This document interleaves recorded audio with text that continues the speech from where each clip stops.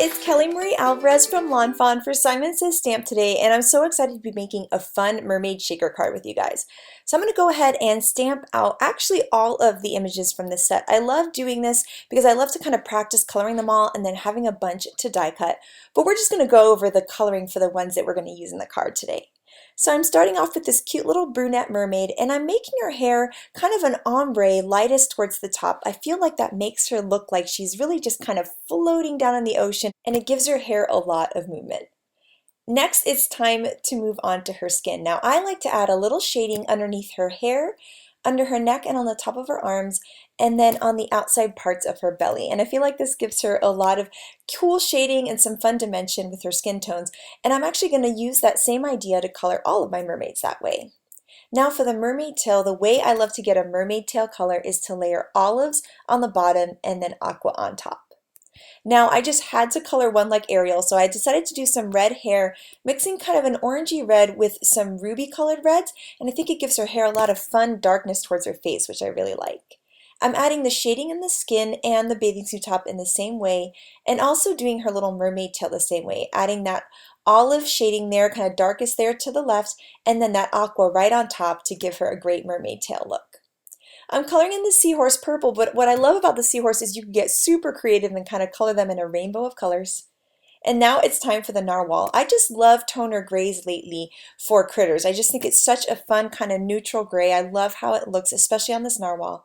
And I'm adding a little shading around his fin there just to make it pop, and then having him darkest towards the top and lightest towards the bottom I think looks really cool. Now this school of fish, I'm going to color in rainbow order. So I'm going from red, from orange to yellow here, and then I'll move on to my greens and my blues. And I think it's such a fun way to color that school of fish. I think it'd be fun to stamp a ton of them and do them all in rainbow order like this. Now I'm going to take the coordinating dies and use some post-it note tape. It's my favorite tape to hold down dies in place. Going to hold those in place. I'm going to die cut everything all at once so I have a ton of different mermaids to play around with. Now coming up, you're going to see I kind of laid out what I thought I wanted my card to look like. So I've got the dies out and everything that I think it's going to be. And so I'm going to start off with the largest of the large stitch rectangles, which is 5.5 by 4.25. I'm going to cut 1/2 piece and 2 full pieces to create my cool ocean scene. Now I'm going to be using the stitched hillside borders, but using them for an ocean, which is kind of fun. So they're going to kind of look like little ocean waves or waves in the sand under sea. So I've got my first piece there, and now I'm going to take my second piece, and I'm going to have 3 pieces of varying heights that you see are going to layer perfectly on top of each other. I'm going to be working with faded jeans, mermaid lagoon, peacock feathers, and tumbled glass to create a cool ombre look. I'm going to start dark on the bottom and light towards the top. So right now I'm just blending on that faded jeans, and I'm going to keep it darker towards the bottom and lighter towards the top of this piece.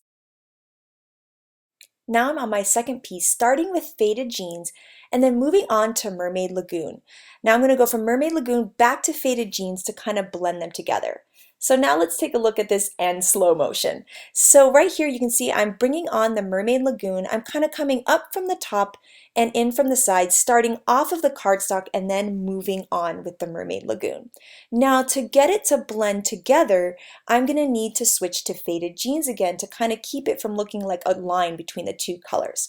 So I'm going to take my faded jeans and go over and blend that edge, and that's what's going to give it the cool ombre look. Now this took me a little while to do, but I think it is totally worth it. 1, because it's super fun to do, and 2, because it looks so cool in the end. One thing I was really worried about when I was doing it is I thought it wasn't looking very blended. I thought it was looking splotchy. Well, when I gave it some time for the ink to kind of dry into the paper, it ended up looking really good at the end. So I have to remind myself next time to not panic when it's splotchy because it's going to look cool at the end. Now we're going to go back to super speed, and now I'm adding on peacock feathers, then back to Mermaid Lagoon, then back to peacock feathers right here, and then some tumbled glass up top, and then I'll go back to the peacock feathers again to blend that edge, and that's going to give me that ombre look. And now you'll see all of the pieces layered together, how cool it looks, and I think it just looks like a perfect scene for these mermaids. Now, I know I'm going to be making a ton of mermaid cards this summer, so I decided to stamp out a bunch of coral all at once and die cut it all at once so that they're ready to go for lots of cards in the future. So I used a bunch of nice blues and purples for the coral and die cut all of these pieces so I can create lots of fun cards. Now it's time to start deciding on the layout, and I love having all these pieces to play with because I can kind of move things around, switch things around until I really like how it's looking. And I like it right now, so I'm going to take a picture because if not, I'm going to forget, and then now it's time to stamp the sentiment.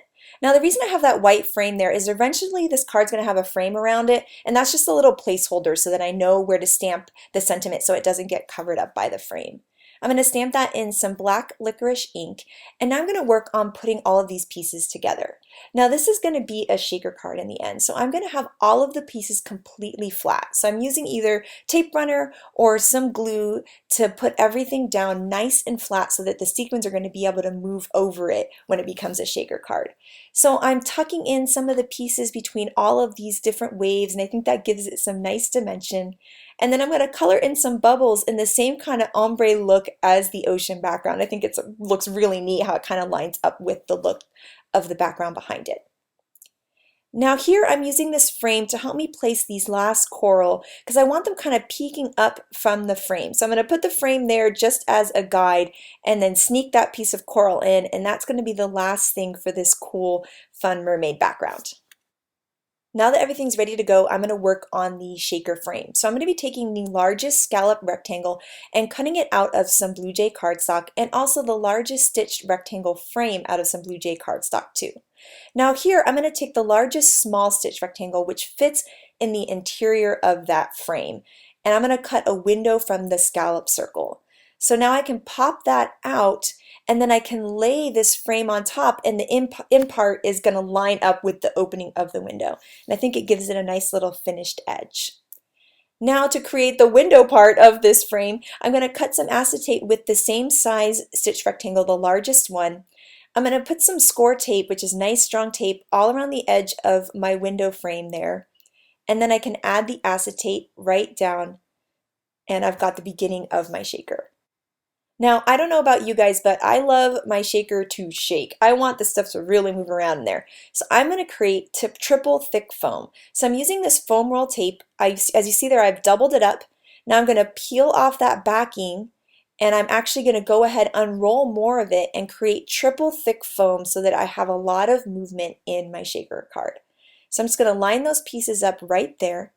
And then I can go ahead and cut it in half because I don't need foam that thick, and that way I can get the most out of my foam. Now I'm going to create a rectangle around this window opening as a well for the shaker pieces to bounce around in. So now you can see I've got my frame and then the well for all the shaker pieces. And that's going to fit right on top of my mermaid scene. So I don't know about you guys, but when I make shakers, the sequins tend to stick to the card instead of moving around. So I've started using this powder tool to remove any extra possible stickiness I might have on my card. The powder sticks to any extra glue and removes any tack that glue might have. So I'm just going around all of my images because I'm kind of a messy crafter who gets glue everywhere, and I'm making sure that I get everything, all of that stick off as much as possible. Then I'm just going to take a little towel and wipe off any extra powder so that way my scene is nice and vibrant again instead of all powdery. Then I'm going to use the same idea to remove any extra stickiness from the side of those foam pieces, and I'm checking there to see if I feel anything else sticky, and then I'm going to take my powder tool and make sure I unstick all of that. Now I'm going to add some cute little ocean colored sequins and glitter to my card. I'm kind of putting them towards the bottom there to see how they're going to fill up the base and move them all to the center, and now I can put my whole frame right on top. And now it's time to shake it, the best part. So you're going to see how cool it is when those sequins move around. It really looks like the ocean is kind of going all over those mermaids. Now I'm going to create a standard size card base, which is 4 1/4 by 5 1/2. And I'm just going to score that there and then adhere that to my back of my card, and now the entire shaker is a card. And I just love this look so much. I made a similar card with the fairy set, and I just had to have a mermaid one to match. And I just love how it looks. The shaker is so much fun, and I think this card would make anybody's day. So make sure to share your Mermaid for You cards and your shaker cards with us. Thank you guys so much for watching. I hope you have an absolutely amazing day. Bye!